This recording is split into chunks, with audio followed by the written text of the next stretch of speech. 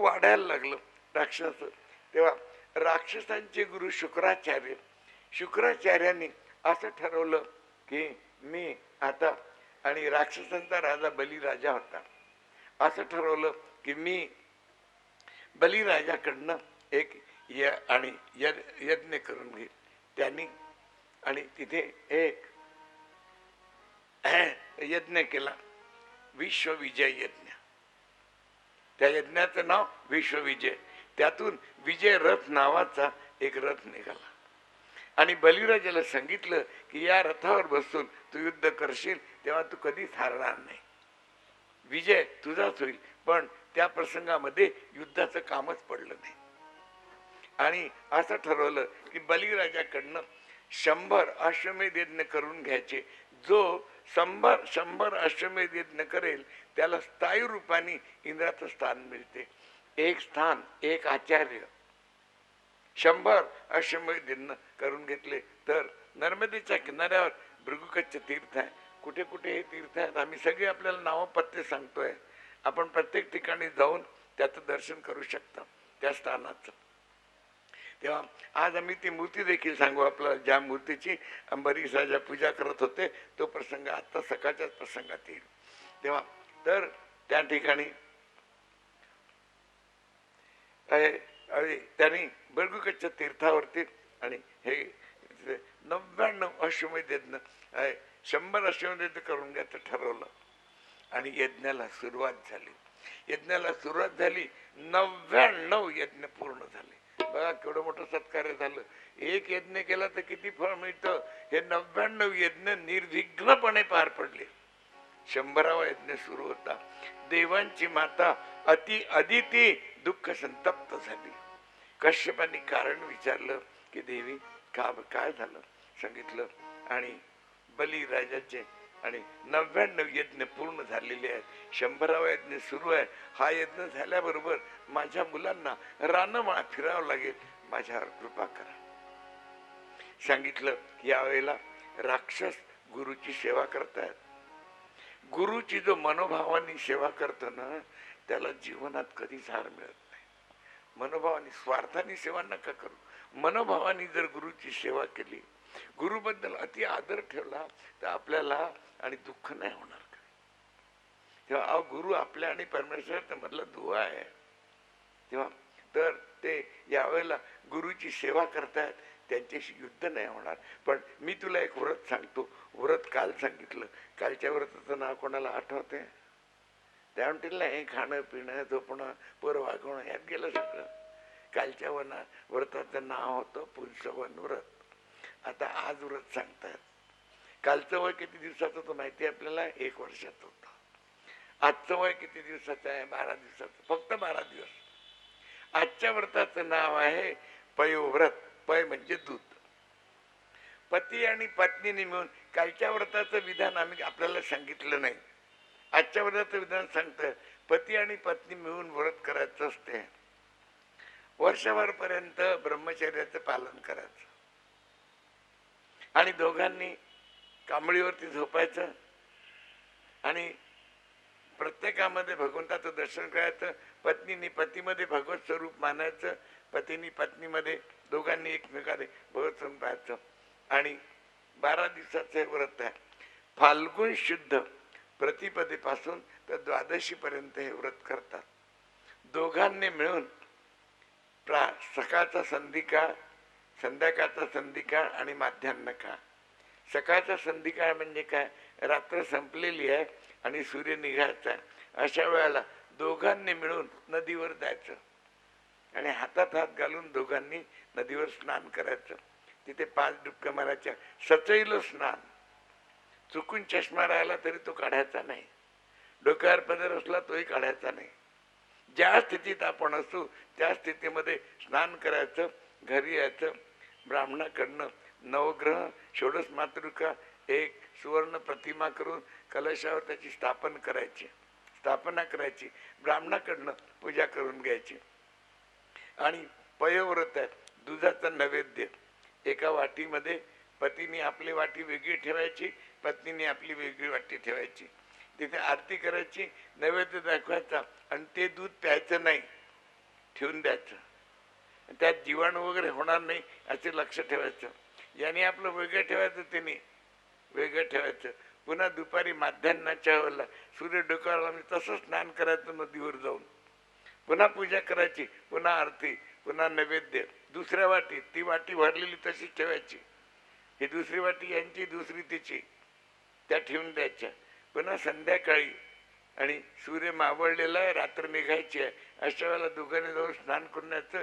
आणि पुन्हा तिसरी वाटी, 3 वाटीच्या 3 त्याच्या त्या दूध. आणि नंतर एक ते संध्याकाळची आरती झाली की आणि एक मोठी वाटी घ्यायची. त्या वाटीत सकाळचं दूध पहिल्यांदा टाकायचं, दुपारचं नंतर आणि संध्याकाळचं नंतर नंतर ते घेऊन टाकायचं.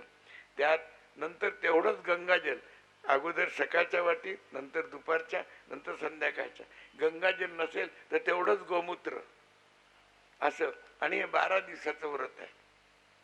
तर या व्रताचं सगळं विधान सांगितलं आणि सांगितलं की व्रत व्यवस्थित अदितीने सांगितल्याप्रमाणे व्रत केलं. व्रत केल्यानंतर तुला अनुभूती होईल. तिला एकदम स्वप्नामध्ये साक्षात्कार झाला. भक्तानाम स्वप्नवर्धनम. एकाग्रतेने आपण नामस्मरण करा आणि साक्षात्कार होतो की नाही याची अनुभूती करा आपण तेव्हा. आणि एकदम ते तिथे भगवान प्रकट होण्याची चतुर्भुज रूपामध्ये प्रकट झाले. तर देवता गुणगान करायला लागले. राधे गोविंद भजो राधे गोपाली, राधे गोविंद भजो राधे राधे गोपाल, राधे गोविंद भजो राधे गोपाल, राधे गोविंद भजो राधे गोपाली, राधे गोविंद भजो राधे गोविंद भजो राधे गोपाल, राधे गोविंद भजो राधे गोपाल। राधा के मन में बसे है घनश्याम, श्याम जी की मुरली पे राधे राधे राम। राधा जी के मन में बसे है घनश्याम, श्याम जी की मुरली में राधे राधे राम। राधा जी के मन में बसे है घनश्याम, श्याम जी की मुरली पे राधे राधे राम। राधा जी के मन में बसे है घनश्याम, श्याम जी की मुरली में राधे राधे राम। राधे गोविंद भजो राधे गोपाली, राधे गोविंद भजो राधे गोपाल, राधे गोविंद भजो राधे गोपाल, राधे गोविंद भजो राधे गोपाल, राधे गोविंद भजो राधे गोपाल, राधे गोविंद भजो राधे गोपाल, राधे गोविंद भजो राधे गोपाल। राधे गोविंद भजो राधे गोपाल। बोलिए वृंदावन बिहारी लाल की। शुभदेवजी महाराज वर्णन करतात. देवता गुणगान करायला लागले. चतुर्भुज रूपामध्ये भगवान अगोदर स्वप्नामध्ये आले, नंतर आणि सांगितलं की मी तुझा पुत्र होऊन येतोय. चतुर्भुज रूपामध्ये प्रकट झाले, जाणीव करून दिली आणि ताबडतोब 7 वर्षाचे बालक झाले. बोलिये वामन भगवान की जय. आणि एकदम तेव्हा तिथे कश्यपाला आनंद झाला, त्याची मौंज करून दिली कश्यप. आणि त्याचे बृहस्पतीने त्याला गायत्री मंत्राचा उपदेश केला, धरतीने आसन दिलं आणि सरस्वतीने जपमाळ दिली, वरुण देवतांनी छत्र दिलं, ब्रह्मदेवांनी कमंड दिलं, कुबेरांनी भिक्षापात्र दिलं आणि कश्यपांनी मेखला दिली. त्यांनी गायत्री मंत्राचा उपदेश केला. पूर्वीच्या काळी यज्ञोपवीत झाल्यानंतर म्हणजे मौंज झाल्यानंतर त्याला त्या ब्रह्मचर्याला आधी भिक्षा मागावी लागत असेल. एक मातृका भोजन करवते आई. मातृका भोजन केलं नंतर मग भिक्षा मागून येतो. त्याने भिक्षा मागून आणली. बृहस्पतींनी सांगितलं की भिक्षा फार थोडी आहे. महाराज मला एखादा मोठा यजमान सांगा म्हणे. सांगितलं नर्मदेच्या किनाऱ्यावर भृगुकच्छ तीर्थ आहे तिथे, आणि बलिराजाचे यज्ञ होत आहेत तिथे तुला हवी तेवढी भिक्षा मिळेल. आता भृगुकच्छ तीर्थ म्हणजे काय माहितीये, गुजरातमध्ये भडोच नावाचं जे गाव आहे ते भृगुकच्छ तीर्थ आहे. नर्मदा नदी आहे तिथे. तर भृगुकच्छ तीर्थावरती आणि तिथे बलिराजाचे सगळे यज्ञ तिथे आले. आज देखील तिथे उत्खनन सुरू आहे आणि तिथली भूमी लाल आहे. केव्हाही आपण भडोसला गेलात तर आपण बघा भडोसला जाऊन तिथे. आणि या वामनाचं प्राकट्य कुठे झालं, गंगेच्या किनाऱ्यावर, आणि बस्तर नावाचं स्थान आहे जिथे जिथे एक कोटेश्वर महादेवाचं मंदिर आहे. अति सुंदर मंदिर आहे. पूज्य डोंगरे महाराज त्या मंदिरात आणि पुष्कळ जात होते आणि आम्हाला देखील ते बरोबर घेऊन, त्यांचं आमचं खूप चांगलं होतं डोंगरे महाराजांचं आणि आमचं. तेव्हा तिथे त्याच्यासमोर सिद्धाश्रम नावाचं स्थान आहे. त्या ठिकाणी वामनाचं प्राकट्य झालं गंगेच्या किनाऱ्यावर. हातामध्ये छत्र, पायामध्ये पादत्राणं नाही आहे. आणि जाताना प्रत्येक व्यक्ती त्यांना आणि नतमस्तक होऊन नमस्कार करतात जाताना. आणि सांगितलं की बेटा बलिराजाच्या यज्ञामध्ये तुला भरपूर तिथे आणि दान मिळेल. ते निघालेले आहेत आणि निघाले. आल्याबरोबर येताना बलिराजाच्या दारावर येऊन उभे राहिले. देवता गुणगान करतात. गोविंद भजो राधे गोपाल, राधे गोविंद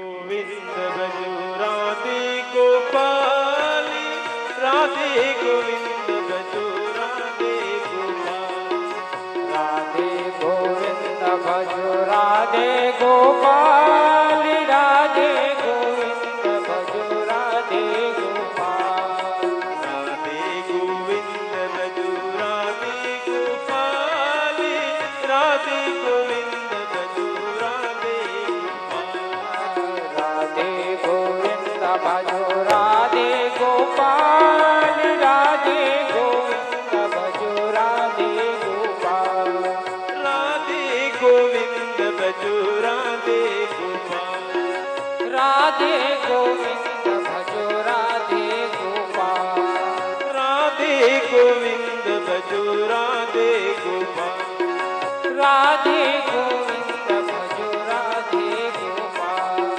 राधे गोविंद भजो राधे गोपाल, राधे गोविंद भजो राधे गोपाल। बोलिए वृंदावन बिहारी लाल की जय, वामन भगवान की जय। बलिराजाने वामनाला बसवलं आणि वामनाची पूजा करतात. बलिराजाच्या पत्नीचं नाव विंध्यावली. तिथे आणि शुक्राचार्यांनी बघितलं तेव्हा ब्राह्मण पुरुष शुक्ताचं एक आवर्तन, एकच आवर्तन. पाय धुवून घ्यायचं काय प्रसाद आहे की नाही, पेढा वगैरे आहे की नाही काय. बलिराजा आणि विंध्यावली वामनाची आणि पूजा करताय. चल लवकर लवकर जा. हे पाणी एवढ्या पाण्याने नाही होत, तेलावर पाण्याने पाणी जास्त पाहिजे. अरे आणणे म्हणजे उद्या आणते का पाणी.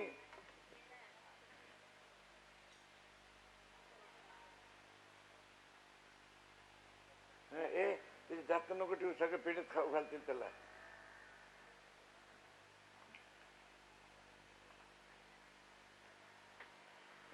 त्याला टपरीकडे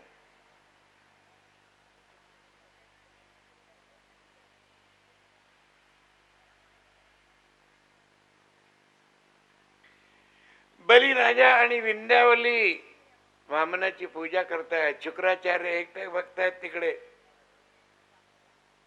आणि पूजा केल्यानंतर वामनाला प्रसाद हा बघा त्याच्या कुंभा त्या भांड्यामध्ये टाकायचं. त्यांना सांगून दे त्यात भेट टाकायची आहे, त्यात भेट टाकायची. त्याचे ते कमंडलानं यांच्या यजमानाची पूजा नंतर ज्या कोणाला वामनाची पूजा करायची असेल आणि वामनाला भेट द्यायची असेल ती वामनाला अवश्य द्यावी. असं नका समजू ती भेट महाराज घेऊन जाईल म्हणून. महाराज त्याच्याशी काही संबंध नाही आहे, ती सगळी त्याचीच आहे. ती त्याच्या आईची नाही, त्याच्या वडिलांची नाही, ती सर्व त्याचीच आहे ती. तर ज्याला पूजा करायची असेल, भेट द्यायची असेल, त्यांनी अवश्य त्याला भेट द्यावी, पूजा करा.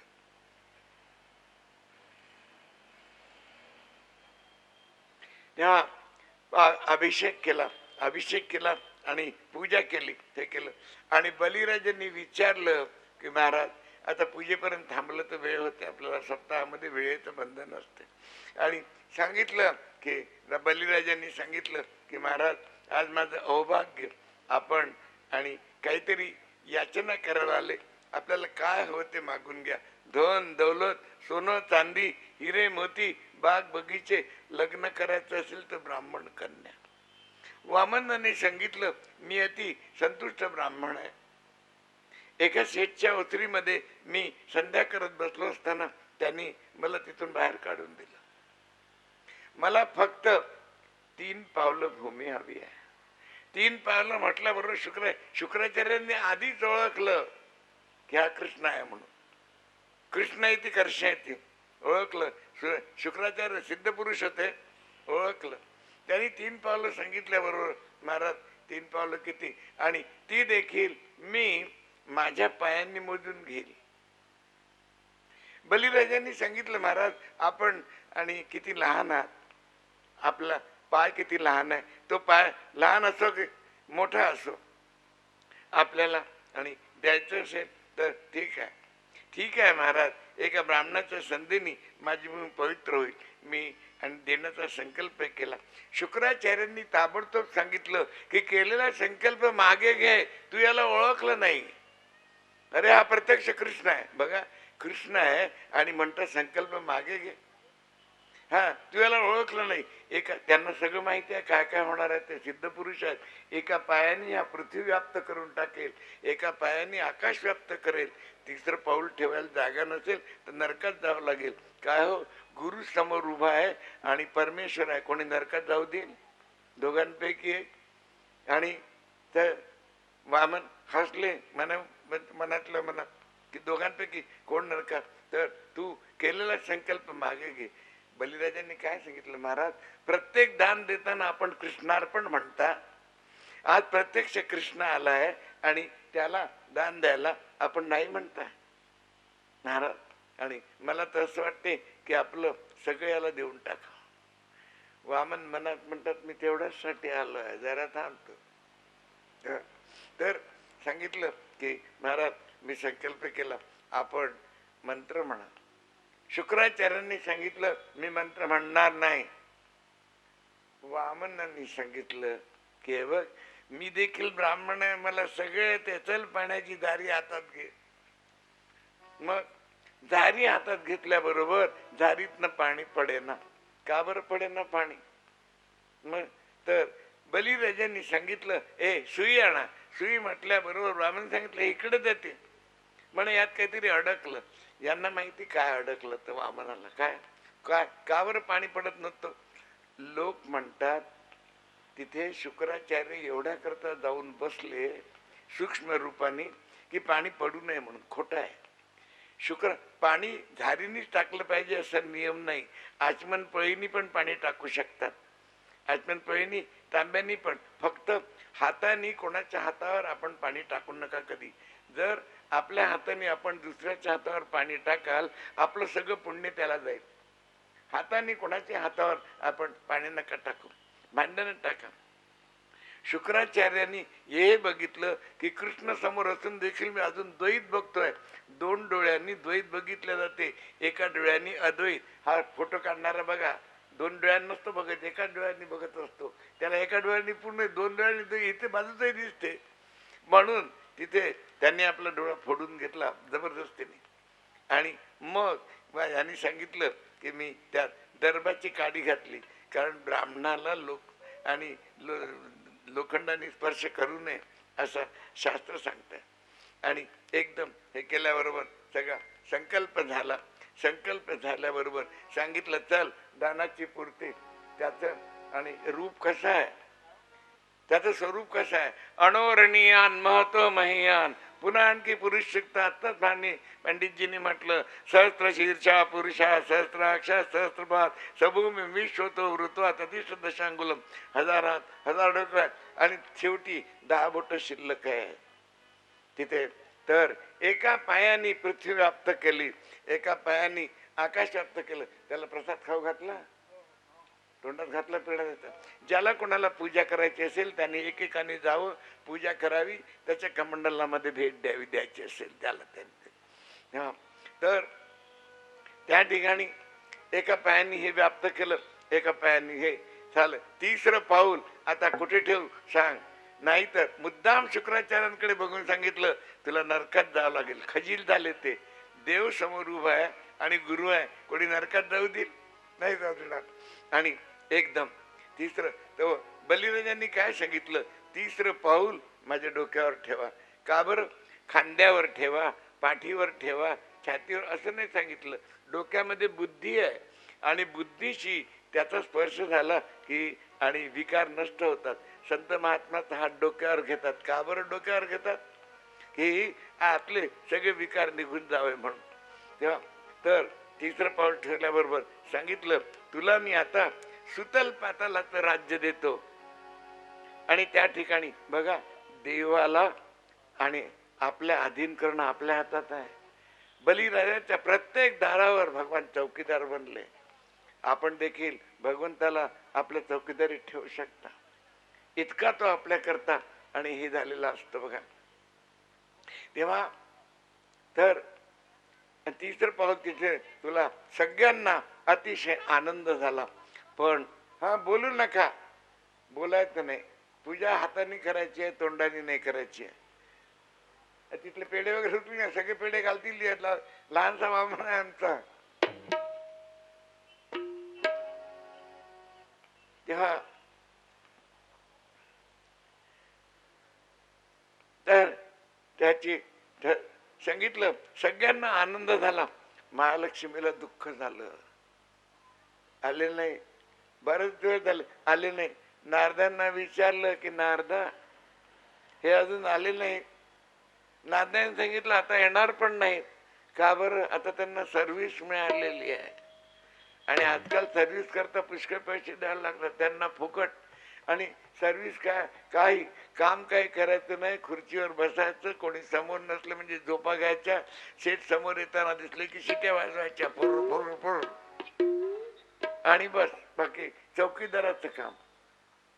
महालक्ष्मी सांगते मला घेऊन जा. बघा, संतांची प्रत्येक ठिकाणी आवश्यकता. परब्रह्म तिकडे आहे आणि आदिशक्ती इकडे आहे, मध्ये कोण आहे? संत आहे. नारद घेऊन जातात, नारद घेऊन जातात. बलिराजा तिला बोलावतो, ब्राह्मण तिच्या रूपाने जाते. या देवी आपलं काय स्वागत करू? बस ते स्वागत करते ना. बलिराजा हे नाही विचारत, हे तू कोण आहे, कोण बाई आली तू इथे? नाही, असं कधी नका विचारू. आदराने विचारा, प्रेमाने विचारा की मातोश्री आपण कोण? बसा. आदर केला तिथं. आणि मला तुझ्या घरी कुठले, जिथे परमेश्वर आहे तिथे महालक्ष्मी कोणतेही काम करते. तुम्ही बघा, परमेश्वराच्या मागे लागा, महालक्ष्मीच्या मागे नका लागू. जो महालक्ष्मीच्या मागे, माहितीये बरेच जण आणि काय म्हणतात माहितीये स्वतःला, आम्ही लक्ष्मीपती आहोत. लक्ष्मीपती म्हटलं तर मार खावा लागेल. आणखी काय काय खावायला माहिती? एखाद्या बाईला म्हणा बरं मी तुझा पती आहे म्हणून, म्हणजे काय खायला मिळेल आपल्याला, कुठलं मिळेल? आपणच विचार करा. आणि ते तिला म्हटलं पुत्र आहे तर लक्ष्मी पुत्र म्हणा.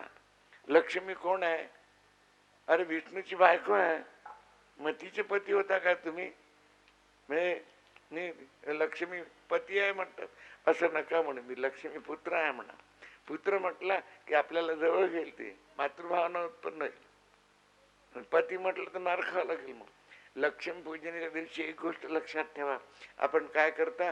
लक्ष्मी पूजनाच्या दिवशी सकाळी आणि गुलाबाची फुलं वगैरे चांगले असले ना, ते वाहू नको ना, देवाला व्हायचं ना. देवाला काय व्हायचं?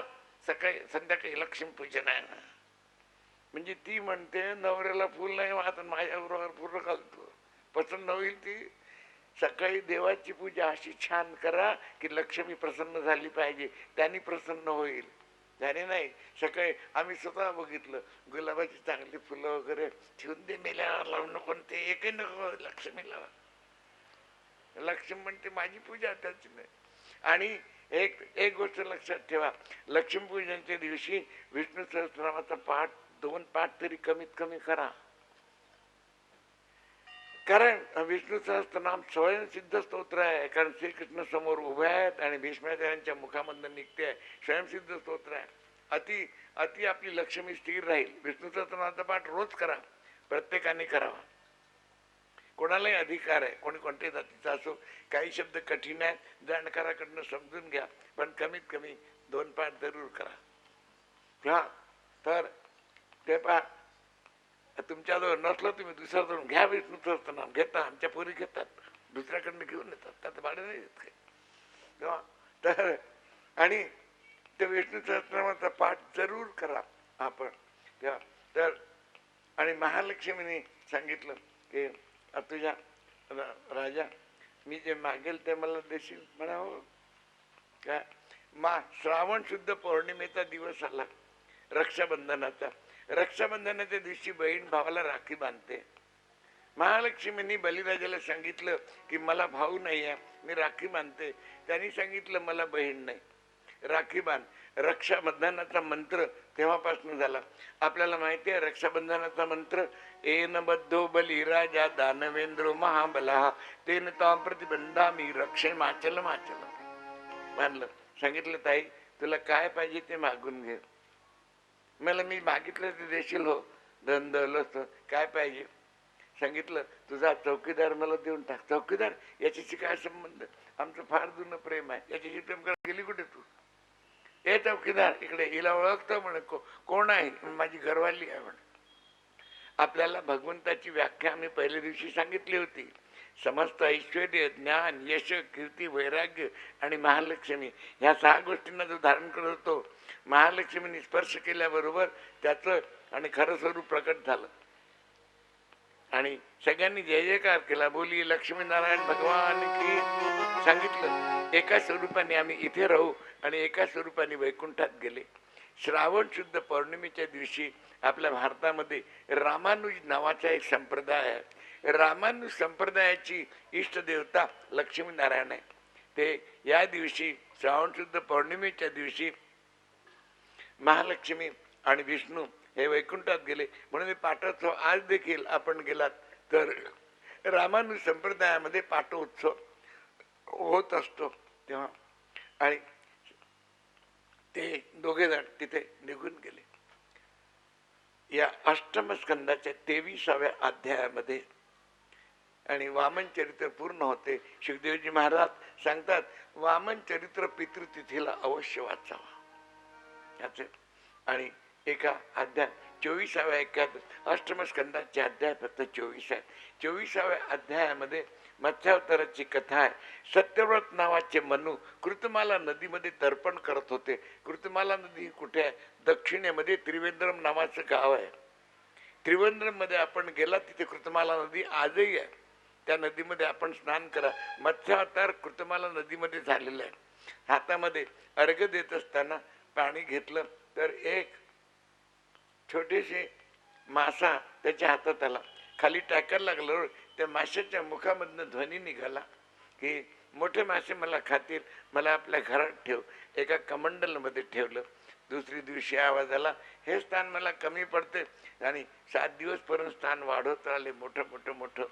7व्या दिवशी एक आणि तलाव होता, सरोवर होतं. महालामध्ये त्या महालात टाकलं. पुन्हा आवाज आला हे स्थान देखील मोकळे. उचलून समुद्रात टाकायला लागल्याबरोबर त्यांनी सांगितलं की आजपासून 7 दिवसांनी सगळी पृथ्वी जलमय होईल. तेव्हा तू घाबरू नकोस. मी माझ्या संकल्पाने तुला एक नाव पाठवेल आणि त्या नावेमध्ये 7 ऋषी राहतील. वादळ सुटेल, वादळ ते नाव सुटेल, ते वादळ आणि नाव हलायला लागेल. तेव्हा मोठ्या स्वरूपामध्ये तिथे येईल. माझ्या शिंगाला तू नाव बांधून दे, मी तुला उपदेश करेल. सांगितल्याप्रमाणे 7व्या दिवशी नाव आली. त्या नावे 7 ऋषी होते. विश्वामित्र, जमदग्नी, भरद्वाज, गौतम, अत्री वशिष्ठ आणि कश्यप, आणि त्यांनी जो उपदेश केला ती मत्स्य संहिता झाली. एका अध्यायामध्ये मत्स्य संहितेबद्दल सांगून आणि ह्या अष्टमस्कंद पूर्ण केला. बोलिये वृंदावन बिहारी लाल की. नवम स्कंदाला सुरुवात करतात. थोडस भगवंताचं गुणगान करूया. सीताराम राम राम सीताराम राम राम सीताराम राम राम सीताराम राम राम सीताराम राम राम सीताराम राम राम सीताराम राम राम सीताराम राम राम राजा राम राम राम राजा राम राम राम राजा राम राम राम राजा राम राम राम राजा राम राम राम राजा राम राम राम राजा राम राम राम राजा राम राम राम राधे श्याम श्याम श्याम राधे श्याम श्याम श्याम राधे श्याम श्याम श्याम राधे श्याम श्याम श्याम राधे श्याम श्याम श्याम राधे श्याम श्याम श्याम राधे श्याम श्याम श्याम राधे श्याम श्याम श्याम सीताराम राम राम सीताराम राम राम सीताराम राम राम सीताराम राम राम सीताराम राम राम सीताराम राम राम सीताराम राम राम सीताराम राम राम राजा राम राम राम राजा राम राम राम राजा राम राम राम राजा राम राम राम राजा राम राम राम राजा राम राम राम राजा राम राम राम राजा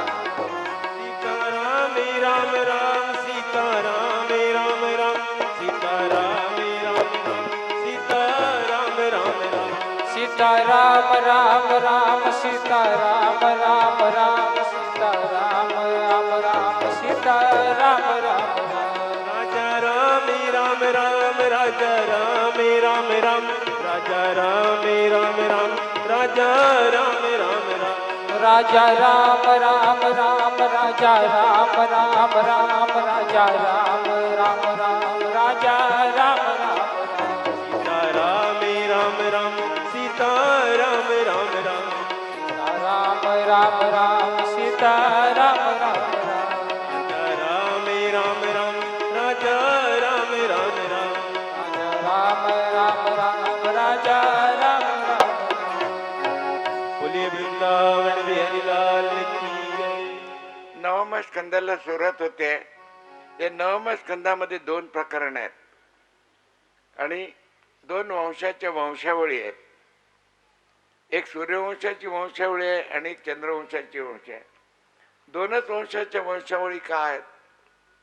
कारण सूर्यवंशामध्ये भगवान रामाचं प्राकट्य झालेलं आहे आणि चंद्रवंशामध्ये भगवान श्रीकृष्णाचं प्राकट्य झालेलं आहे.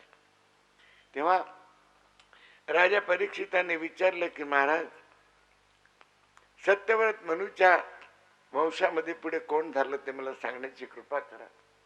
सुखदेवजी महाराज वर्णन करतात की राजा, सत्यव्रत मनूच्या नंतर जो राजा झाला त्याचं नाव विवस्वान. विवस्वानाला जो मुलगा झाला त्याचं नाव वैवस्वत. आणि या वैवस्वताला 10 मुलं होती. त्यातल्या एका मुलाचं नाव दिष्टी. आणि दिष्टीला 10 मुलं झाली. त्यातल्या एका मुलाचं नाव मरुत्य. जेवढ्यांची आवश्यकता आहे तेवढीच नावं सांगितली आम्ही, बाकीचे नावं सांगितली नाही. मरुत्य हे सूर्यवंशातले फार मोठे राजा होऊन गेले. मरुत्ताचे गुरु बृहस्पती होते आणि मरुत्तांनी एकदा बृहस्पतींना आपल्या यज्ञ करण्याबद्दल विनंती केली की मला आपण माझा अनेक यज्ञ करून द्या. आणि तर त्यांनी यज्ञ करून द्यायला त्यांनी नकार दिला. यज्ञ करून दिला नाही आणि ते देवांचे गुरु झाले. यांना सोडून दिलं. अतिशय वाईट वाटलं. अनायास नारद एकदा भेटले मरुत्याला. त्यांनी आपली व्यथा नारदांना सांगितली. नारदांनी सांगितलं की बृहस्पतीचे धाकटे भाऊ, त्यांचं नाव संवर्त, ते योगी आहे. त्यांच्याकडनं यज्ञ करून घे. सांगितलं त्यांना मी शोधायला जाऊ कुठे? सांगितलं संवर्त योग्याचा एक नियम आहे की रोज मध्यरात्रीला ते काशी विश्वेश्वराच्या दर्शनाला पायी जातात आणि वाटेमध्ये एखादं शव म्हणजे ज्याला आपण प्रेत म्हणता ते शव जर दिसलं तर त्याची शिव समजून पूजा करतात, त्याला नमस्कार करतात आणि परत फिरतात. एक दिवस मरुत्त वाटेमध्ये शव घेऊन बसले. मध्यरात्रीची वेळ, संवर्त योगी आले, शव बघून त्याची पूजा केली, त्याला नमस्कार केला, परत फिरायला लागल्याबरोबर मरुत्त आडोशाला होते, पटकन गेले आणि त्यांनी पाय धरले. सांगितलं महाराज महाराज अरे मला सोड सोड, मी पागल आहे. आपण पागल नाही, आपण संवर्त आहात, योगी आहात, आपण बृहस्पतींचे धाकटे बंधू आहात. त्यांनी विचार केला आणि मला ओळखलं. काय तुझी कामना आहे? म्हणाले महाराज मला यज्ञ करायचा आहे. माझे गुरु बृहस्पती आपले बंधू मला सोडून निघून गेले. आपण माझ्याकडनं सांगितलं मी तुझ्याकडनं यज्ञ करून घेईल, पण जर तुझा ऐश्वर्य बघून पुन्हा बृहस्पतीचं मन लालायत झालं आणि त्यांनी सांगितलं की मी यज्ञ करून द्यायला तयार आहे. त्यांनी यज्ञ तू करून घेतला तर मी तुला भस्म करेल, जशी आपली आज्ञा. यज्ञाचं वर्णन भागवतात संक्षिप्तपणे आहे. महाभारतामध्ये अनुशासन पर्वामध्ये याचं खूप वर्णन आलं चांगलं. एवढंच नाही तर या यज्ञाचं वर्णन ऋग्वेदामध्ये देखील आलेलं आहे. इतका मोठा म्हणजे सूर्यवंशामध्ये रामाचा देखील यज्ञ मरुत्याच्या यज्ञ एवढा झाला नाही असं वर्णन आहे. त्या यज्ञात सगळी भांडी सोन्याची होती, पाणी भरण्याचे ड्रम तेही सोन्याचे, घागरी त्याही सोन्याच्या, सगळं सोन्याचं. इतकं त्यात ऐश्वर्य होतं त्या ठिकाणी. असा यज्ञ आणि कधी झाला नाही. तो यज्ञ त्यांनी करून घेतला. संवर्त योग्यानी नंतर सुखदेवजी महाराज वर्णन करतात त्यांच्याच वंशामध्ये. आणि नंतर मरुत्तानंतर जो राजा झाला त्याचं नाव नभग. नभग राजाला जो मुलगा झाला त्याचं नाव नाभाग. आणि नाभागाला शंकराच्या कृपेने जो मुलगा झाला त्याचं नाव अंबरीश. अंबरीशाचे चरित्र दिव्य आहे. अंबरीश राजा राण्यांच्या बरोबर राहून महालामध्ये आणि संन्यासाप्रमाणे राहत होते आणि म्हणूनच सुखदेवजी महाराज त्यांची कथा करतात. अंबरीश राजा एकादशी द्वादशीचं व्रत करत असत. एकादशीचं व्रत त्रिदिवशी असते. दशमीच्या दिवशी एकभुक्त राहायचं, एकादशीच्या दिवशी सीमित फलाहार करायचा आणि द्वादशीला एकभुक्त राहायचं आणि मग द्वादशीला पारणं सोडायचं. तर एकादशीचं व्रत चालू असताना एक दिवस द्वादशीचा दिवस होता आणि हे यमुनेवर स्नानाला गेले. तर अंबरीश स्नानाला गेले, तिथे दुर्वासांचं दर्शन झालं. त्याने सांगितलं आज द्वादशी आहे, पारणं सुटेल, आपण भोजन प्रसादी करता येण्याची कृपा करा. त्यांनी सांगितलं दुर्वासांनी की माझं आन्निक झाल्यानंतर मी येईल. आता आन्निकाला थोडा वेळ लागला. इकडे द्वादशी निघून जाणार होती. बघा कर्मकांड अति कठीण आहे. द्वादशीमध्ये द्वादशीचं पारणं जर न सुटलं तर त्रयोदशीला माध्यान्हामध्ये जेवावं लागते, मग पाणी नाही प्यायचं. इतकं कठीण आहे व्रत. तेव्हा द्वादशी निघून जात होती म्हणून अंबरीश राजांनी ब्राह्मणांना विचारून तुलसी दल आणि चरणामृत घेतलं. तुलसी दल आणि चरणामृत घेणं म्हणजे उपास सोडणं देखील आहे आणि न सोडणं देखील आहे.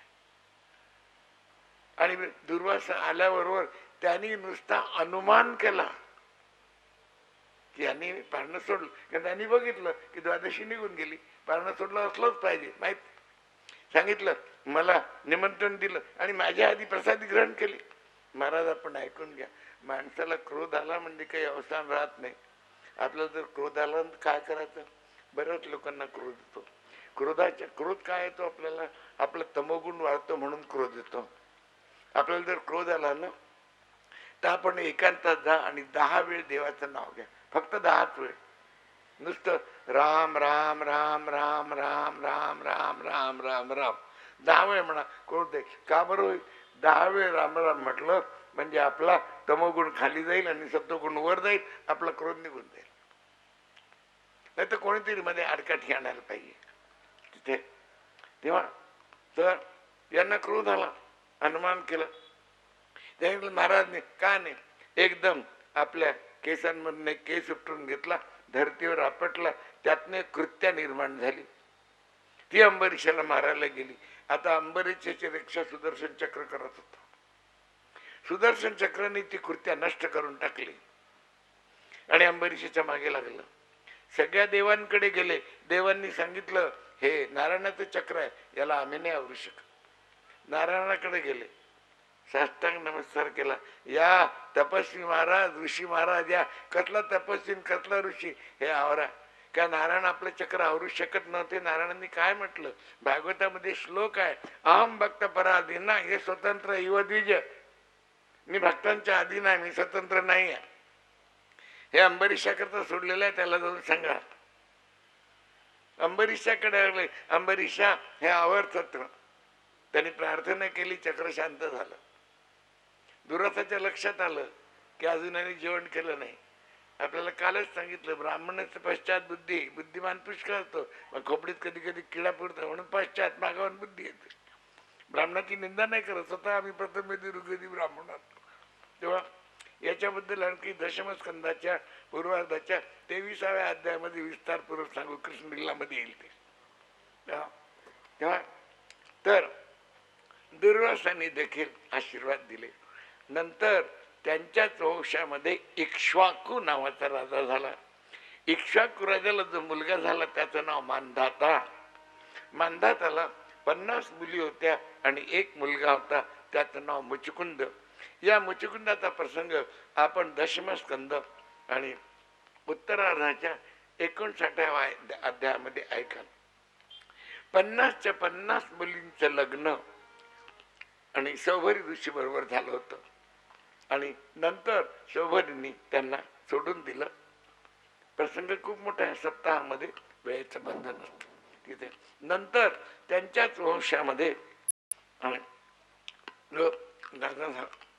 तर त्यांच्या पुन्हा इक्ष्वाकू नावाचा राजा झाला आणि त्यानंतर त्या राजाला 100 मुलं होती तिथे आणि त्यांनी यज्ञ करायला लागला. तो 100 मुलं यज्ञ करायला लागला. यज्ञाचा घोडा आणि इंद्रांनी लपवून ठेवला. तो यज्ञ होऊ नये म्हणून असं वाटलं त्यांना. तर इंद्राचा घोडा लपवून ठेवला. ती मुलं 100च्या 100 त्या ठिकाणी गेली आणि तो घोडा त्यांनी बघितला. यानी ते काय करत होते? नुसते ध्यानामध्ये होते. आपण ध्यानामध्ये सगळं ऐकू शकता, पण समाधीमध्ये आपण ऐकू शकत नाही. ध्यानाची परिपक्व अवस्था म्हणजे समाधी. तर एकदम डोळे उघडल्यावर सगळे भस्म झाले. नंतर त्यांचा मुलगा आणि पुन्हा गेला तिथे. त्याचा मुलगा दिलीपचा मुलगा भगीरथ. तिघांची साधना झाली तेव्हा कुठे गंगा यायला तयार झाली. ते म्हणे आणि सांगितलं की गंगा जेव्हा भूतला राहील तेव्हा यांचा उद्धार होईल. गंगेला आणण्याकरता आणि 3 पिढ्यांचं तप लागलं त्यांना. भगीरथांनी गंगेला आणलं म्हणून गंगेचं एक नाव भागीरथी झालं. आपण स्नान करताना रोज आपल्याला गंगा स्नानाचं फळ मिळते आणि स्नान करताना हरगंगे भागीरथी हरगंगे भागीरथी असं आपण म्हणा, आपल्याला गंगा स्नानाचं फळ मिळेल. तेव्हा आणि भागीरथांनी आणलं म्हणून ते सगळ्यांचा उद्धार झाला. गंगेने सांगितलं मी येईल, पण मी आली तर माझा वेग कोणी सहन करणार नाही. वेग सहन करणारा कोणी असेल तर मी येऊ शकते. तर त्यांनी सांगितलं असं कोण आहे? असा भगवान शंकराशिवाय दुसरा कोणी नाही. भगवान शंकराची प्रार्थना केली. शंकर तयार झाले आणि आपण ज्या ठिकाणी गंगोत्री आहे, गंगा जिथून आली तिथे जाऊन बघा. आपल्याला जिथे शंकर बसले ते सांद्रा पुढे आहे. फार कठीण आहे तो रस्ता जाण्याकरता. दोन्ही बाजूला खाई आहे, मधून जावं लागतं. मिलिटरीचे लोक तिथे आजकाल जाऊ देत नाहीत तिथून, पडापड फांद झाली आणि आपल्याला असे हे लावून देतात पूर्वी जाताना इतकं की आपण इकडे नुसतं आपलं लक्ष गेलं तरी आपण खाली जाऊन पडू, आणि डोळ्याला अंधारी आपल्या. तेव्हा कठीण आहे ते. तिथून बाहेरूनच नमस्कार. गंगा जिथून आली ते केलं, भगीरथ भागीरथाने आणली म्हणून ते. नंतर त्याच्याच वंशामध्ये खटवांग नावाचा राजा झाला. खटवांग राजाला एक घडीचा वेळ मिळाला होता, तेवढ्यात त्यांनी भगवंताची प्राप्ती केली. गोस्वामीजी काय लिहितात बघा, एक घडी आधी घडी आधी में पुनिया, एक घड़ी आधी घड़ी आधी में पुनिया, तुलसी संगत साधु की हरे कोटि अपराध, श्री राधे हरे कोटि अपराध. तुलसी संगत साधु की हरे कोटि अपराध, श्री राधे हरे कोटि अपराध. एक घडी 24 मिनिटाची, अर्धी घडी 12 मिनिटाची, आधी मे पुण्यात 6 मिनिटाची, एवढ्यामध्ये भगवंताची प्राप्ती होते.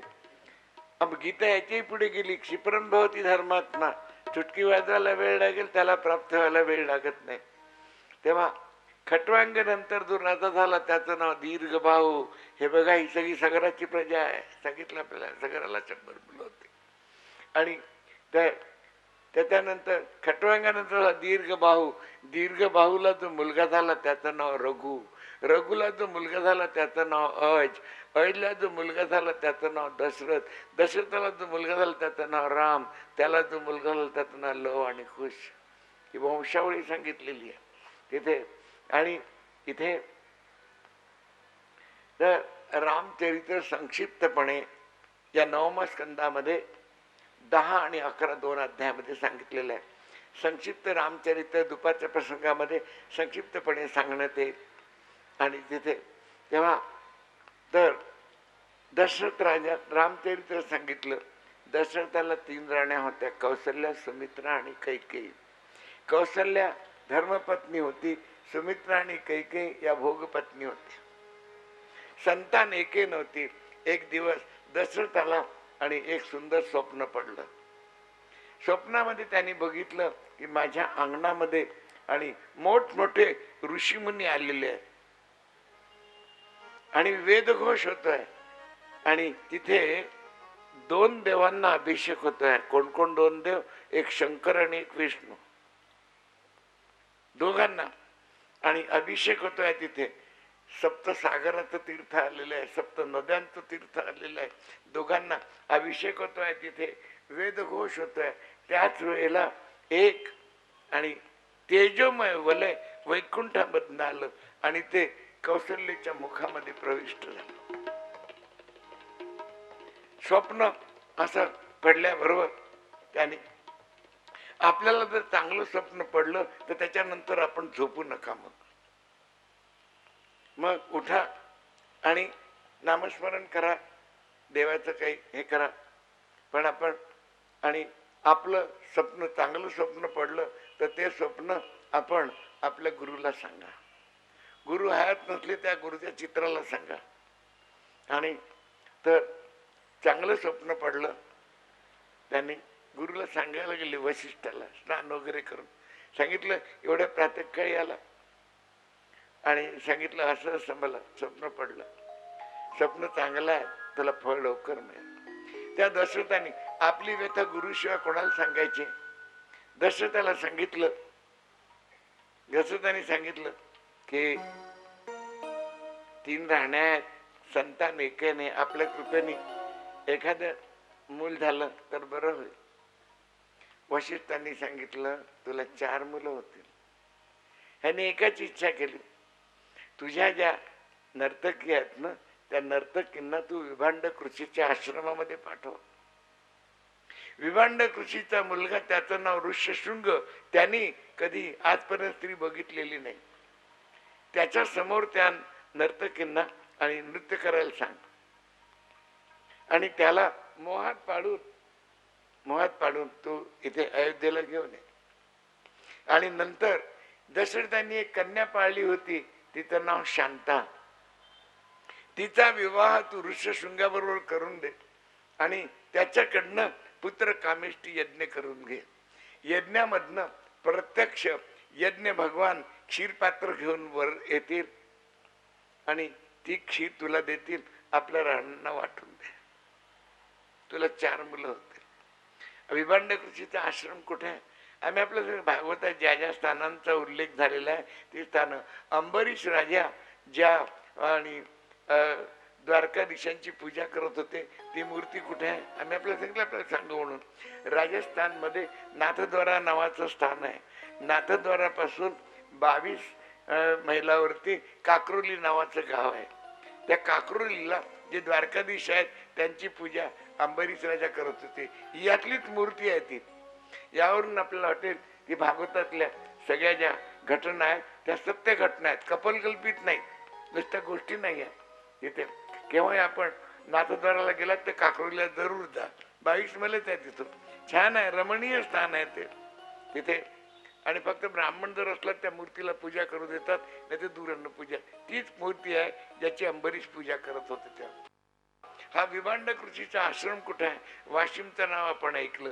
वाशिमहून 25 मैलावरती अंशिक नावाचं गाव आहे, जिथे आमचं प्रतिवर्षी भागवत होते.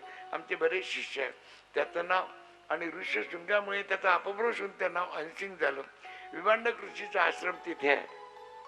आपण केव्हा गेलात तर जा, तिथे रमणीय स्थान आहे तिथे. आणि ऋष्यशृंगाची आपल्याला मूर्ती देखील दिसेल तिथे. आणि संगमनेर दगडाची मूर्ती आहे तिथे. तर त्या तिथे गेल्या आणि तिथून अयोध्येला घेऊन गेल्या. अयोध्येला नेल्यानंतर दशरथाने शांताबरोबर त्याचं लग्न करून दिलं. पुत्र कामेष्टी यज्ञ करून घेतला. यज्ञामधून क्षीरपात्र घेऊन यज्ञ भगवान निघाले. दशरथाच्या हातात दिला क्षीरपात्र आणि सांगितलं आपल्या राण्यांना त्यातली खीर दे, वितरण कर. दशरथांनी वशिष्ठांना विचारलं तर वितरण कसं करू? सांगितलं अर्धी खीर अगोदर नैवेद्याकरता ठेवून दे एका भांड्यात. अर्धी खीर नैवेद्याकरता ठेवून दिली. मग राहिलेल्या अर्ध्या खिरीतली अर्धी कौशल्याला देऊन टाक. मग जी राहिली पुन्हा त्यातले 3 भाग कर आणि 3 राण्यांना दे. जी नैवेद्याकरता ठेवली होती खीर ती एक घार उचलून घेऊन गेली. ऋष्यमुख नावाच्या पर्वतावर अंजनी नावाची एक स्त्री भगवान शंकराने आपला पुत्र होऊन यावा म्हणून तपस्या करत होती. भगवान शंकर प्रसन्न झाले आणि विचारलं की तू का तपस्या करते? आपण माझा पुत्र होऊन